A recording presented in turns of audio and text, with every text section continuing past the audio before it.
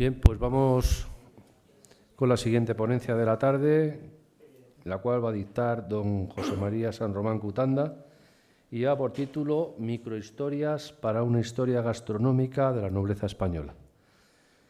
José María San Román Cutanda es abogado en ejercicio, graduado en Derecho y máster de acceso a la abogacía por la Universidad Complutense de Madrid, máster en Derecho Nobiliario y Premial, Heráldica y Genealogía, y experto universitario en fuentes genealógicas y emblemática archivística y documentación por la UNED. Consejero de número y presidente de la Sociedad Toledana de Estudios Heráldicos y Genealógicos. Académico de número de la Academia de Gastronomía de Castilla-La Mancha. Académico correspondiente de las Reales Academias Matritenses de Heráldica y Genealogía, en la que desempeña el cargo de archivero y bibliotecario, y de Bellas Artes y Ciencias Históricas de Toledo. Colaborador asociado de la Real Academia de Jurisprudencia y Legislación de España, académico benemérito de la Academia Arnau Joyer de Nápoles y miembro de su Junta de Gobierno. Académico asociado de la Academia Internacional de Genealogía, socio correspondiente del Instituto Heráldico y Genealógico Italiano y del Instituto Portugués de Heráldica. Caballero de Mérito de la Orden Constantina de San Jorge, además de su labor profesional como abogado, que actualmente desempeña en la firma Smorton Abogados, ha impartido docencia universitaria adscrito al área de Derecho Procesal de la Universidad de Castilla-La Mancha, Facultad de Ciencias Jurídicas y Sociales de Toledo, y es miembro de los consejos de redacción de varias revistas científicas, así como director de la revista Todmía. Ha estado nominado a los premios ISDE de Excelencia en la Práctica Jurídica. Pues cuando quieras, José María. Muy bien, pues muchas gracias, querido Miguel Ángel. Muchas gracias a todos, muy buenas tardes. Gracias a las entidades que han promovido este 6º Congreso Internacional de la Nobleza, que como se puede comprobar, pues es un éxito, porque cada edición tiene más número de ponentes y mayor número de congresistas, y los temas son cada vez más amplios. De hecho, las mesas de hoy lo han demostrado, ¿no? La variedad, más allá de nuestros habituales heráldica, genealogía, emblemática y demás, pues conferencias como esta que humildemente pretendo exponerles hoy, nos habla de que la nobleza tiene mucho más que contar que meramente aspectos, como digo, de heráldica, de genealogía, aspectos digamos, más institucionales, ¿no? También hay aspectos humanos, hay aspectos sociales, hay aspectos costumbristas, y sin que no cabe duda de que la gastronomía es uno de esos aspectos de costumbres. Para adelantarnos ya, verán ustedes en la imagen de portada, ven dos imágenes. La primera es una cata de vinos de nobles franceses, es de un libro de horas de la reina Yolanda del siglo XV, está en la biblioteca Meujon de Aix-en-Provence, y a la derecha podrán ver una imagen de una de las personas referentes en la gastronomía española, de la que hablaremos un poco después, que es María Mestaller de Echagüe, a quien más bien todo el mundo conoce como Marquesa de Paravere, aunque, como vamos a contar después, ella no era tal Marquesa de Paravere, sino simplemente era su seudónimo, en un dibujo, por cierto, realizado por un pariente de su marido, fechado en el año 1918. Con carácter previo a hablar de estas microhistorias, y con microhistorias me refiero a pequeños detalles con los que comenzar a construir una historia gastronómica de la nobleza española. ¿Por qué? Porque, primero, la gastronomía interesa a la nobleza por cuanto a lo largo de la historia esa clase alta es la que ha tenido el acceso prioritario a comidas, a vinos, a recetas, más allá de lo que el resto de la sociedad podía aspirar. Y también en el seno de la nobleza han surgido, como vamos a ver en esta conferencia, recetarios, han surgido críticas gastronómicas, han surgido personajes del mundo de la gastronomía, del mundo de la alimentación, del mundo del vino, han surgido también intelectuales que se han dedicado a aspectos más técnicos en materia gastronómica, pero que, como digo, también son parte de ese ecosistema qué es la nobleza española, y es también sus banquetes, sus costumbres gastronómicas son también parte de lo que eran, de cómo celebraban, de cómo festejaban, de cuál era su modus vivendi habitual, como vamos a comprobar. Y me gusta siempre empezar, cuando hablo de gastronomía, hablando de las dos definiciones que en el siglo XIX se han dado de la gastronomía en diccionario, las dos más acertadas a mi modo de ver. Acertadas en cuanto a que son las que caracterizan el concepto de gastronomía que ha existido hasta principios del siglo XX, mediados del siglo XX.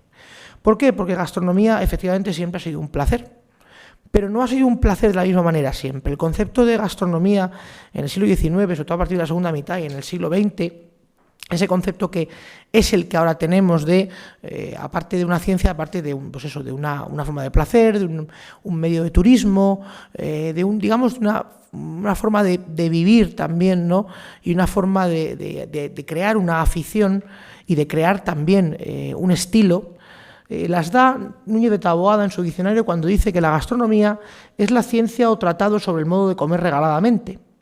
O tenemos también la definición de Domínguez, que dice en su diccionario: la ciencia de la sana e inteligente apreciación de los buenos manjares. Es decir, gastronomía se consideraba salud, se consideraba incluso medicina, se consideraba también una forma de distinción con respecto de otras clases sociales. Pero ya a partir del siglo XIX, sobre todo a partir de la eclosión del turismo, como hoy lo conocemos, a partir de los años 1850, 1860, que es cuando empiezan los grandes viajes de los autores, sobre todo los autores franceses a España. Vamos a hablar ahora de Théophile Gautier, también Eugène Poitou, esas personas que van buscando en España ese turismo romántico, que también toman como parte de su ruta la gastronomía. Más cerca, en el siglo XX, la famosa Orden de Toledo se reunía en la venta de aires toledana, como vamos a contar, la tradición gastronómica del choco vasco, por ejemplo, en los chocos nobiliarios que los ha habido. En fin, hay muchos aspectos que van más allá del mero acto de comer y beber, que es la gastronomía, y más aún a partir de la época en la que vamos a hablar. Vamos a tratar fundamentalmente microhistorias de 1850 hacia aquí. ¿Por qué? Porque es ese concepto de gastronomía más completo el que empieza a surgir en el siglo XIX. Vamos a empezar con la estrella de la corona, el rey Alfonso XIII. Se le han puesto muchos motes, se le han puesto muchas afirmaciones sobre Alfonso XIII. De hecho, Fernando Díaz Plaja es el que dice que la biografía de Alfonso XIII aún se sigue estudiando con pasión, y es cierto. Yo le he querido hoy llamar el rey gourmet, porque verdaderamente Alfonso XIII ha sido una referencia del buen gusto a la hora de comer y de beber. O sea, y lo vamos a ver a continuación. Alfonso XIII además fue un gran defensor de la gastronomía española y uno de los primeros valedores de los sabores típicos españoles. Y lo digo porque Alfonso XIII convive con esa época en la que hay algunos autores, sobre todo autores españoles, lamentablemente, que desprecian la gastronomía española en favor de la gastronomía francesa. Y de hecho, si ustedes se ponen a ver en archivos pues minutas de bodas, de eventos, de cierto postín, las cartas, las minutas son en francés. Los platos son en francés. Y de hecho, uno de los primeros hoteles 5 estrellas que hubo en España, perdonen que lo lleve todo a mi tierra, el Hotel Castilla en Toledo, empezó siendo un hotel que daba las minutas en francés y los platos en francés. Luego después esto cambiaría ya en la segunda mitad del siglo XX, pero Alfonso XIII fue uno de los grandes incentivadores de la gastronomía española, de la cocina española, hasta el punto de que incluso colaboró activamente en ella, como vamos a comprobar. Y como digo, fue un gran valedor de los platos tradicionales españoles. De hecho, en los banquetes de los menús de palacio ya ordenaba que las minutas fueran en español y difundió diversas recetas propias de la corte siempre que tuvo ocasión. Una anécdota de Alfonso XIII muy niño. Todos ustedes habrán tenido en su casa al ratoncito Pérez una vez en su vida. El ratoncito Pérez, saben ustedes que es ese personaje que, a partir de que al niño Alfonso XIII se le cae un diente, inventa el padre Coloma, ese precioso cuento del ratoncito que te cambia el diente por una moneda, ¿no? Es una historia verdaderamente bonita que creo que todos hemos vivido en nuestra infancia, ¿no? Concretamente, el padre Coloma dice que el ratoncito Pérez vive, fíjense en la caja de arriba, en una caja de galletas Hunty en la pastelería Prast, que es una pastelería muy conocida, como saben ustedes, de Madrid. Ahí ven al centro de la imagen, ven un anuncio de la pastelería Prast, y a su izquierda también podrán ver en la calle Arenal la placa que tiene dedicada al ratón Pérez, que vivía, como digo, en la caja de galletas Huntley, que estaba en la pastelería. Y a la derecha, una de las primeras ediciones del ratón Pérez. Lo cuento porque ese ratoncito que vivía en la caja de galletas y que además se llevaba el diente del pequeño Alfonso, y le hizo que las criadas de la casa pusieran esa moneda intencionadamente. Cuando Alfonso XIII accede al reinado ya como tal, o sea, él es rey desde que nace, pero cuando ya tiene plenos poderes, él empieza a hacer viajes por Europa para dar cosas a conocer, para conocer los países europeos, y uno de los que va a hacer es un viaje a París. Y conservamos en los archivos del Estado, conservamos además en digital, una de las imágenes de un opíparo almuerzo, y digo opíparo porque ahora van a ver ustedes todo lo que lleva, que Alfonso XIII se toma en París en julio de 1904. Si ustedes ven la imagen, podrán comprobar que toma consomé, que toma huevos, que toma huevos parisien, que toma, bueno, en fin, una serie de cuestiones. Pero si se fijan en la imagen, verán que a la derecha los vinos son también vinos españoles. De hecho, una de las cosas que hace es también exigir que se tomen vino de Jerez.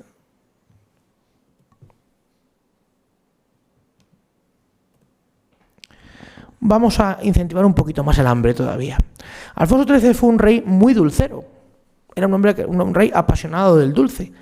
Y hizo proveedores de la Real Casa a varias empresas, a varias pastelerías de dulces que le fueron ofrecidos a la Casa Real. En concreto, aquí tienen ustedes los bizcochos o alpargatas de Micheto. Micheto es una pastelería que está en Calatayud y que fue fundada en el año 1770. Es un negocio centenario que sigue abierto y que, por cierto, ustedes se pueden comprar en Internet. Eso es maravilloso lo que venden, ¿no? En el año 26, los bizcochos bilbilitanos, los bizcochos llegan al Palacio Real y al principio cuentan que causan algo de mofa porque son muy pequeños, y entonces los pasteleros deciden hacerlos más grandes hasta el punto de llamarlos alpargatas por el tamaño que tenían. Aquí los tienen a la derecha, y a la izquierda tienen el título que Alfonso XIII concede a la pastelería Micheto en el año 1926 de proveedores de la Real Casa, por la gran afición que tenía por estos maravillosos bollos tan típicos de Calatayud.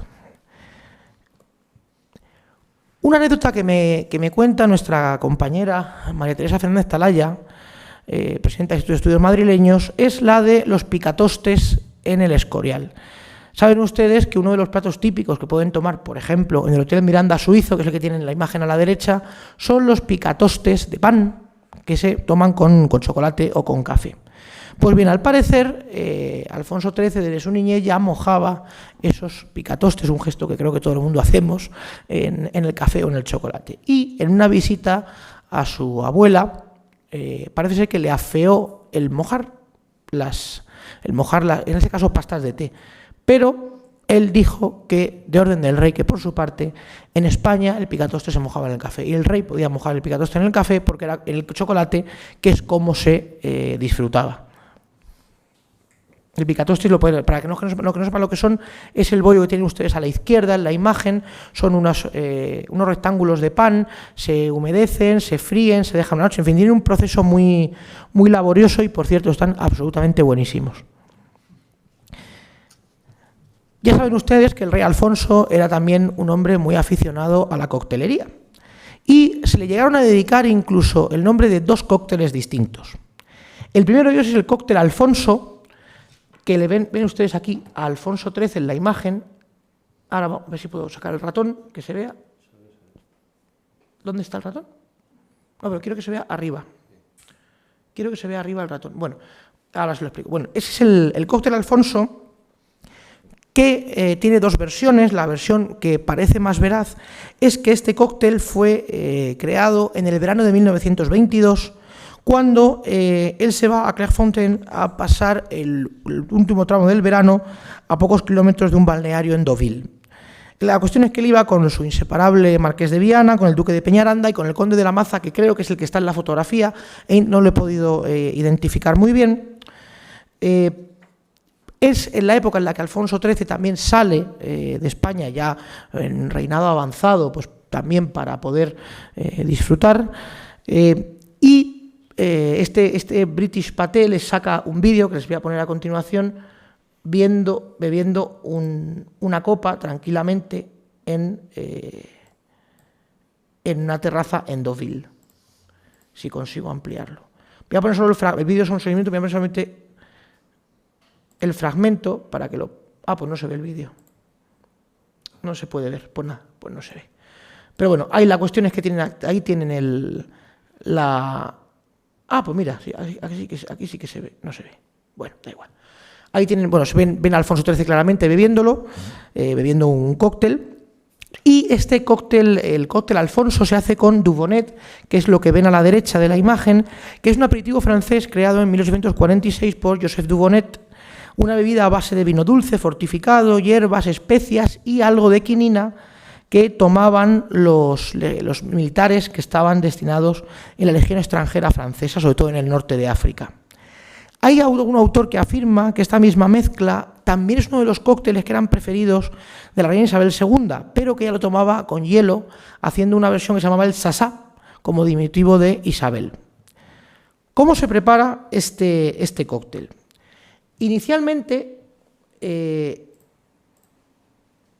cuando el cóctel se crea, y no consigo yo ver la diapositiva, aquí. Cuando el cóctel se crea, al año siguiente, en el año 1923, ya aparece referido en una guía que ven ustedes ahí, que es la guía de cóctel de Christopher & Company. A la izquierda arriba lo pueden ver, Alfonso Cóctel, y dice que se prepara de la siguiente manera. Coloca un terrón de azúcar en una copa de vino mediana. Vierte 2 gotas de Secret Bitter sobre el azúcar, un cubito de hielo, un cuarto de copa de Dubonnet y completa el resto con champán. Exprime una cáscara de limón por encima y remueve ligeramente. Y quedaría algo como el que hemos visto en la imagen anterior. Sería algo así, el Alfonso. Más tarde, al rey Alfonso XIII le dedicaron también una marca de Jerez y le dedicaron otros diversos cócteles, como el Alfonso Sour de Pedro Chicote. Lo refiere Pedro Chicote en su libro El bar americano en España. Los sour, como saben ustedes, son cócteles amargos. Ahí tienen la receta, y lo que nos dice es que toman unos pedacitos de hielo picado, una cucharada de café, 2 gotas, es que no lo leo muy bien, no lo puedo leer muy bien, pero quiero leérselo para que lo puedan ver. Vamos a ver si lo puedo acercar, para que lo puedan ver mejor. ¿Ven? Sí. Una cucharada de café de azúcar en polvo, 10 gotas de Grand Marnier, media copita de Jerez, media copita de whisky y una cucharada grande de zumo de limón. Agítese muy bien y viértase en un vaso grande donde previamente se hayan colocado unas frutas del tiempo picaditas. Termínese de llenar el vaso de agua de Self y sírvase el mismo acompañado de una pajita. Es decir, que debía ser un cóctel con bastante sustancia. Debía ser un cóctel con bastante sustancia. Y le digo, lo referían Pedro Chicote en su libro El bar americano en España, lo pueden leer. Como digo, Alfonso XIII muy aficionado a la gastronomía hasta el punto de que participa activamente en recetarios americanos. En concreto, en el año 1927 participó con 2 recetas de cocina en un recetario estadounidense bastante singular titulado The Congressional Club Cookbook. El Congressional Club, para que lo sepan, había nacido en Washington en el año 1908 como un grupo social para las esposas e hijas de congresistas, senadores, jueces de la Corte Suprema, diplomáticos, etc. Un club que editaba este divertido, este curioso recetario, que consiguió el beneplácito y la participación del propio rey Alfonso XIII con una receta de cocido y una de tortilla francesa. De hecho, voy a ampliárselo. Aquí hay una primera receta que podrán ver también, que es la de doña Carmen Satrústegui de Padilla, que es la mujer del embajador de España, que rice a la valenciana, arroz a la valenciana. Creo que no tengo que explicarles lo que es el arroz a la valenciana, ¿verdad? Pero, por cierto, además la receta la he estado viendo y la verdad es que le debían salir muy bueno, porque es una receta muy cuidada. Y aquí fíjense que podemos ver el pollo a la castellana, croquetas de Madrid, esas son recetas de la mujer del embajador. Tenemos también croquetas de Madrid, que las manda Ogden Hammond, el embajador de América en España. Y ya tenemos tortilla a la española, Spanish omelette, y si se ven aquí pone His Majesty, the King of Spain, o sea, el propio rey de España envía esa receta y envía también una de el cocido madrileño. La traducción no puede ser más real, Spanish cocido. No se complica, ¿no? ¿Vale? Igualmente, ven ustedes, His Majesty, the King of Spain. Luego ya sigue va por varios países, ¿no? Luego sigue también con langostas a la americana, que la pone el embajador de América, y otra de arroz a la valenciana, que la pone el servicio de cocina del Hotel Ritz. Y ya después ya empieza con Suecia. Pero que vean que el propio rey se implica directamente en un recetario gastronómico y firma la receta él mismo. Imagino que era una receta de palacio, pero él se implica en esta cuestión. Ya exiliado el rey Alfonso XIII, en el año 1939, conserva el archivo de la nobleza una minuta muy interesante que está firmada por él y por algunos de sus hijos comiendo en Casina Baladie. Casina Baladie es un lugar en Roma situado en el punto más alto panorámico del Monte Pincio, en el Collis Ortulorum, en un edificio precioso construido entre 1813 y 1817, pues lo construye Baladie, pues se llama Casina Baladie, que fue el autor de la Piazza del Popolo en Roma.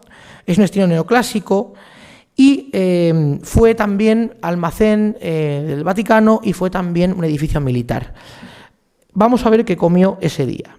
Ese día comieron consomé Baladie, que debía ser el plato típico de la casa, y si se fijan, ya hay algunas referencias a España. El filete de sol cardinal, ¿vale? En francés, dindeno à la ménagère, pomme, purée, petit pois, que son manzana y unos pasteles, una copa de pincio, petit fourré, fromage, queso, frutas y café. Pero sin embargo, si nos vamos al apartado de vini, los vinos, son también vinos, ya son vinos, aunque la carta está en francés, son vinos italianos. El blanco de Orvieto, el rosso de Barolo y los licores coñac. Y lo bonito de la minuta, para que lo vean, es la firma del rey Alfonso XIII. ¿Lo ven? Casina Baladie, este es el edificio. Don Juan, María Cristina, Don Jaime, Doña María. Y esta firma, Chamel, no he podido saber quién, no he podido saber a qué hace referencia. ¿A quién hace referencia?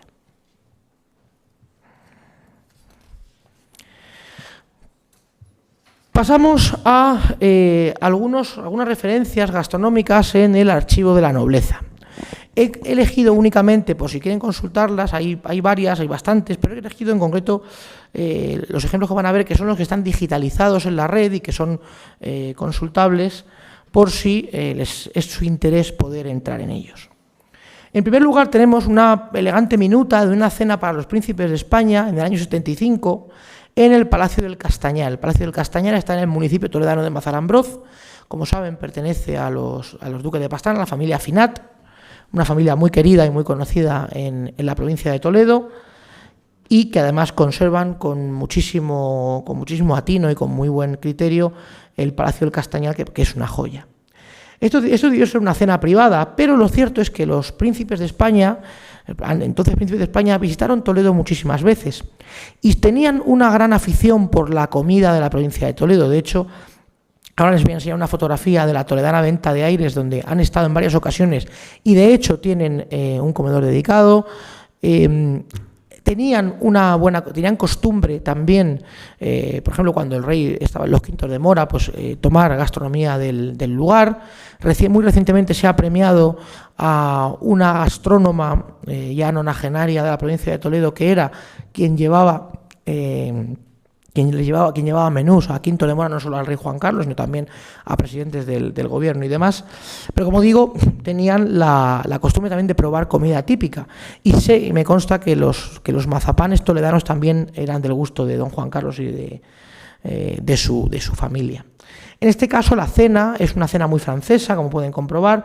al menos en la redacción, aunque también en lo que contiene la cena, ¿no? El contenido, el consommé o jerez, en francés, filet de sauce marguerite, poulard lamberty, sauce Camberland, salad, y luego un soufflé de postre, un gran marnier, con con el licor, y frutas variadas.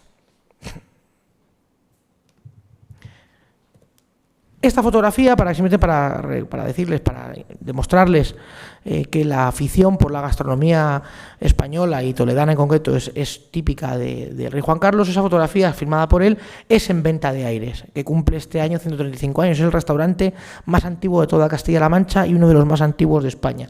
En esa fotografía está con la familia Montero, que son los que está saludando, que eran quienes lo heredan de don Dionisio Aires Glaria y doña Modesta García Ochoa Juanes, que fueron los fundadores allá por el año 1891. Es un restaurante que, por cierto, tengo que decirles que comenzó porque don Dionisio trabajaba en la fábrica de armas y su esposa, Modesta, le hacía cocidos para llevarlos a comer, para la hora del descanso. Y ese cocido fue tan conocido y tan degustado por los compañeros que finalmente terminó por venderlo, me parece que era por 3 céntimos. Luego después abrieron el negocio y, como digo, es un restaurante de referencia a nivel nacional e internacional. Buena prueba de ello es el libro de firmas del restaurante, y tienen en el centro la de don Felipe y doña Leticia, pero el libro de firmas existe, un libro del año 42, pero la casa ha tenido la buena idea de escanearlo y utilizar a imágenes ampliadas en toda la zona del salón grande, del comedor grande, donde se pueden ver las firmas. La preferida mía es la de Alberti, que lo que hace es en el libro de firmas dibujar una paloma y pone buscando a vuelvo a Venta de Aires buscando a Modesta, a la histórica dueña. Un documento muy antiguo, que simplemente quiero que lo vean por curiosidad, y es que Felipe II anticipa sus menús. Este es un documento del año 1588, donde textualmente dice Su Majestad que vuestra merced le haga servir con el plato del carnero asado media salchicha de esas hasta que se acaben, y con el de los pichones un ajo, 2 costillas, y de ese solo un poco, repartiéndolo así los días que durare de palacio, a 26 de diciembre de 1588. Felipe II ya anticipaba lo que quería comer. Un documento muy bonito que está en el archivo de los condes de Almodóvar es la receta de torta de manteca para acompañar con chocolate. Mira, se ha puesto ahí hay un error en la imagen, no hagan caso a ese texto, pero se lo cuento. Algo tan español como tomar chocolate se diversificó geográficamente en diversas costumbres, en churros, hemos visto antes los picatostes, bartolillos, pestiños, buñuelos, demás. Pues bien, la manteca de cerdo era también un elemento, y sigue siendo un elemento, para poder juntar y comer con chocolate. Y en este documento, que aparece en el archivo de los condes de Almodóvar, se da una receta específica para hacer las tortas para el chocolate. Y dice: las pellas de manteca de puerco sin veras. De carne se pesan y a cada libra carnicera se le arreglan otras 2 de masa muy blanca de la flor de la harina y se hacen del modo siguiente. Se le quitan los pellejos a las pellas de manteca y enseguida se bate esta muy bien en una artesa o lebrillo, y que así que esté perfectamente batida se tiene preparada la masa, debiendo estar esta revenida y caliente como para cocer pan. Se hace entonces una gran torta muy delgada de esta masa y después de la manteca batida se le pone encima otra torta, y así alternativamente se irá poniendo una de masa y otra de manteca hasta que se concluya la porción preparada, cuidando de medir el tanto de cada cosa, y concluida esta operación se hace en un plato un poco de salmuera cargadita de sal, y en ella se mojan las manos, y con ellas bien mojadas se toma un pedazo regular de la gran torta, se hace una pelota o bola redonda y en medios pliegos de papel blanco untados con manteca se van haciendo las tortas de 2 dedos de espesor, y se los echará por encima más granos de ajonjolí, y enseguida se cocerá en el horno algo más fuerte que los mantecados. La verdad es que promete. No es muy ligero. Sí, sobre todo ligero, efectivamente, sí. Tenemos también en el archivo de los condes de Michelena, a título pontificio, confirmado después confirmado el permiso de uso en tiempos de Alfonso XIII, una minuta del Gran Hotel de Madrid en Sevilla. Es una minuta que podrán ver también todavía sigue con esa influencia de la gastronomía francesa en las cartas de los lugares de cierto postín, y quiero que vean lo que les sirvieron. Poivre, filet de barbibonnet, cuisseau de bourmand, salmis, haricots, chapon, en fin, y dessert assorti, y postres, usir la carte de Vic. ¿Vale? La cena es del 19 de junio de 1907. Simplemente que puedan ver esta curiosa minuta, porque debemos ir avanzando tiempo. Recetarios al servicio de la corona y la nobleza. Hay diversos recetarios que realizan, que confeccionan los cocineros de corte, es decir, los cocineros de los reyes, a partir de las recetas que aprenden de sus maestros, a partir de las recetas que le gustan a sus respectivos comensales, en este caso los reyes, realizan algunos recetarios de gran interés, como por ejemplo el arte de cocina, pastelería, bizcochería y conservería de Francisco Martínez Montiño, a quien doña Emilia Pardo Bazán, quien también, por cierto, escribió sobre gastronomía y escribió sobre turismo en toda España, en sus diversos viajes por España, llama el cocinero aristocrático. A Martínez Montiño se lo conoce sobre todo por ser el cocinero de Felipe II, III y IV. Su arte de cocina, que lleva en realidad el título que ustedes ven, arte de cocina, pastelería, bizcochería y conservería, se debe a las prensas matritenses, en el año 1611, de Luis Sánchez. Después Juan de la Cuesta lo vuelve a reeditar 6 años después, y ha contado con más de 25 reimpresiones. Se ha convertido en uno de los grandes compendios gastronómicos escritos en lengua castellana, porque además ha sido el que ha tratado con mayor amplitud la gastronomía en general. ¿Por qué? Porque en cocina, recetas lógicamente de guisos y demás, hace unas maravillosas recetas de pastelería, muy completas, muy avanzadas para la época, también de bizcochería, y habla también de forma de conservar, lo cual era bastante importante teniendo en cuenta que en aquella época pues no tenían los medios con que hoy contamos para congelar y demás. Pero es que además también Martínez Montiño, y a partir de ahí otros autores, se preocupan de cómo se organiza la mesa, de cómo se sienta. Y hay algún capítulo dedicado a ello en esta obra. Incluso también hay modos de cocción, modo de cocina para enfermos, medidas higiénicas en la cocina, en fin. Es un libro bastante avanzado para su tiempo. Es verdad que no era la primera obra, porque hay otros recetarios como el de Ruperto de Nola, Diego Granado, Escapi, pero sin embargo este recetario lo que hace es culminar la tradición de recetarios anteriores de cocineros que también han estado al servicio del rey o no. De hecho, a mí me gusta mucho hablar del Llibre de Coch, publicado en catalán en 1520, y en castellano, la primera edición en Toledo, el libro de cocina de Mestre Robert, como lo llaman, que se publica en Toledo, dedicado al rey Fernando I de Nápoles, a quien había servido como cocinero. Complementa también a la obra de Diego Granado, que es posterior de 1599, en su libro de arte de cocina, si bien gran parte del recetario es una traducción y una copia de obras de Nola y de Escapi. Traduce, pero también innova. Ofrece una visión muy detallada de la alimentación de las élites sociales de su tiempo.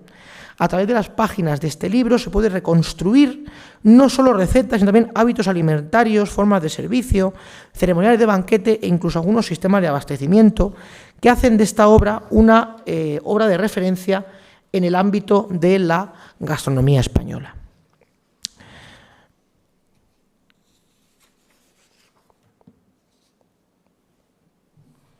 Él dice, en el propio tratado, dice: lo que me ha dado ánimo para escribir es haber servido tantos años al rey nuestro señor y habérseme encargado las mayores cosas que se han ofrecido en el Palacio Real de mi arte, con satisfacción de mis mayores, y por ello muy inclinado a enseñar porque he hecho grandes oficiales de mi mano.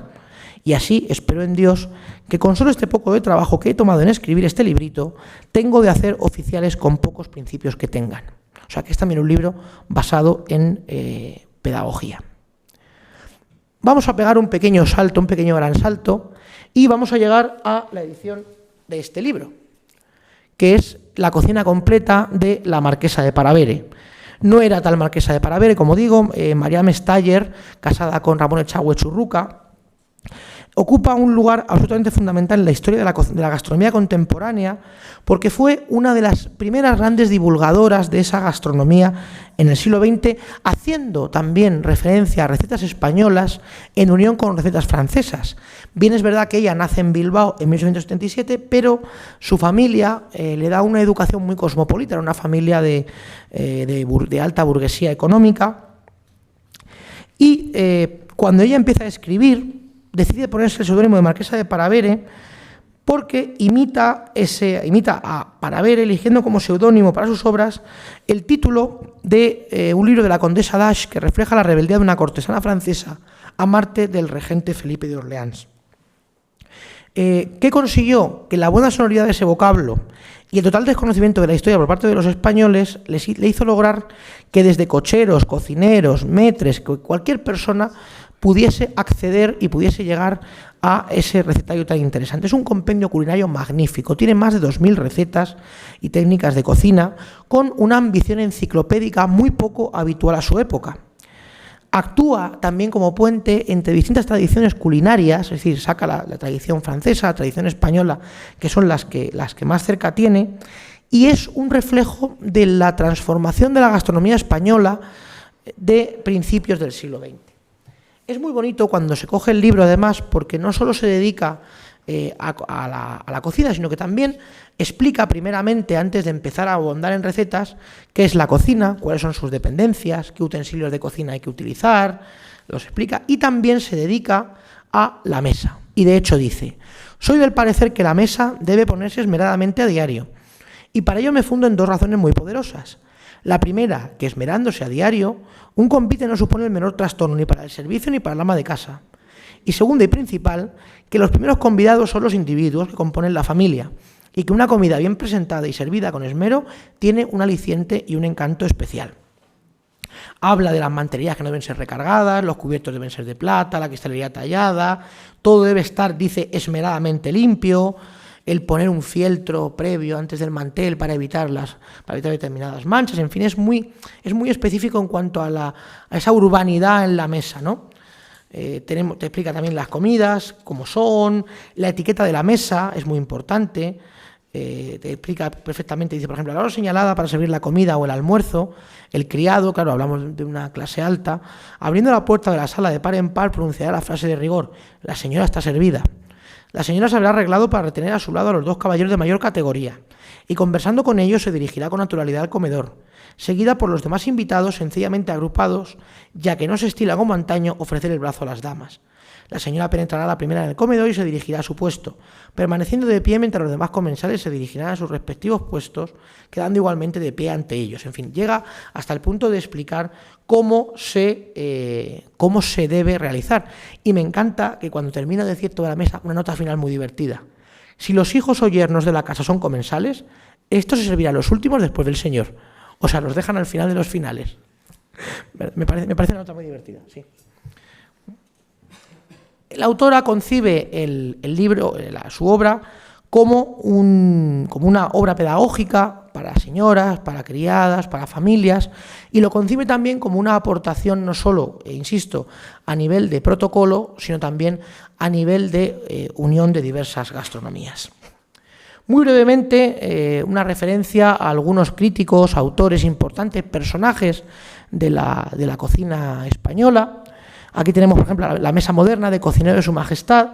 Cocinero de Su Majestad es el seudónimo de José Castro Serrano, un granadino que pertenecía a la tertulia de la cuerda granadina y que realizó diversas crónicas gastronómicas y muchas críticas. Este libro lo escribe en común con otro grande, que es Mariano Pardo de Figueroa, también llamado el Doctor Tevisem, que es el que hace quizá las mejores crónicas gastronómicas de la nobleza del siglo XIX. Él era de Medina Sidonia, aunque tuvo una formación bastante abierta, bastante completa. También sabía de filatelia, cultivó la literatura, cultivó intereses intelectuales de diversa índole y tuvo una destacada labor gastronómica, ¿no? Pues hasta el punto de que, como digo, ha escrito diversas obras, como por ejemplo esta. Les pongo, si se fijan, el colofón del libro porque Mariano Pardo de Figueroa, entre otras muchas cosas, era caballero del Orden de Santiago. y él en sus colofones utilizaba la Cruz del Orden de Santiago. Y fíjense qué divertido, que todos sus artículos los compiló y los libros, que ven ahí los tomos, se llama Ración de Artículos. Más gastronómico no podía ser. Aquí tenemos a Teodoro Bardají, que es el que escribe La cocina de ellas. Teodoro Bardají es un oscense que es el primero que mezcla la intelectualidad con la cocina en lo práctico, porque Teodoro Bardají era cocinero profesional. De hecho, ahí le ven en una foto en la que a mi modo de ver no sale especialmente favorecido, le ven con el gorro y en la chaquetilla de cocinero, y ven el libro La cocina de ella, gastronomía elemental y superior, que realiza también con la vocación de que las señoras en casa puedan aprender a cocinar determinadas recetas. Él fue jefe de cocina de los Arteaga y, de hecho, viniendo para acá me ha mandado un amigo una fotografía de una tarta de boda preciosa, que no he podido incluir, lógicamente, que realizó para la boda de uno de los hijos de los Arteaga. Aquí tenemos a Imelda Moreno de Arteaga, aún viva, esta gran mujer referente de la gastronomía española. Ahí tienen dos de sus libros, La cocina moderna de Andalucía, Saberes y sabores de ayer y hoy. A Imelda Moreno de Arteaga le debemos ser una de las fundadoras de la Real Academia Española de Gastronomía, le debemos ser una de las grandes dinamizadoras de la guía Repsol, y le debemos también muchas realidades, entre otras la de poder decir que la gastronomía es más sencilla de lo que a veces queremos hacerla parecer. De hecho, en una entrevista en El País hace algunos meses, ella decía cómo lo importante de la gastronomía es también la compañía antes que otra cuestión. Pueden ustedes ver la entrevista en internet. Nuestro querido Amadeo Rey nos cuenta en su libro Anécdotas de la nobleza española cuál era su definición de los huevos fritos. Y dice: un par de huevos de gallina campera, fritos en mucho y muy caliente aceite de oliva, de yema temblorosa, clara cuajada, blanquísima por arriba, tostadita por abajo y con una puntilla, y su escolta de patatas fritas doradas y crujientes. A partir de ahí, los añadidos que cada uno prefiera. Freír bien un huevo requiere una técnica depuradísima. Si no, lo que salen son huevos cocidos en la sartén, pero bien hechos son una obra de arte y nunca mejor dicho, toma pan y moja. Y finalmente termino con alguien a quien conocí y a quien aprecié mucho, que era Carlos Falcón, el marqués de Griñón. Para mí, olor, color y sabor de Castilla-La Mancha, un todoterreno de la gastronomía, un grandísimo vendedor, un gran conocedor del vino. De hecho, ahí tienen a la izquierda su libro Entender de vino, que ha sido reeditado en muchísimas ocasiones y que es una extraordinaria guía para entender. Él era ingeniero agrónomo y él era el que se dedicaba a pie de viña a sus vinos de autor, también a sus aceites. Supo traer a maestros italianos y, de hecho, pocos meses antes de morir logró tener un importante premio en Roma por su aceite. Y termino para hablar de Carlos y el recuerdo a Carlos Falcó, muy amigo de mi casa, un hombre excepcional, con una anécdota que demuestra su inteligencia. Esta anécdota me la contó un miembro del Consejo de Administración de su bodega. Y es que él, aparte digo, vino y aceite, y en una ocasión tuvo una idea para vender una buena remesa de aceite y fue ofrecerla a una empresa muy conocida del sector de la automoción. La persona con la que él habla le dice: pues aceite y de regalo, si tú de regalo de Navidad para los compromisos y tal. Pero ¿y cómo justifico regalarle aceite? Y entonces Carlos Falcó, que era un hombre muy inteligente, parece ser que le surgió el lema: si usas el mejor aceite para tu coche, ¿por qué no vas a usar el mejor aceite para ti? Muchas gracias.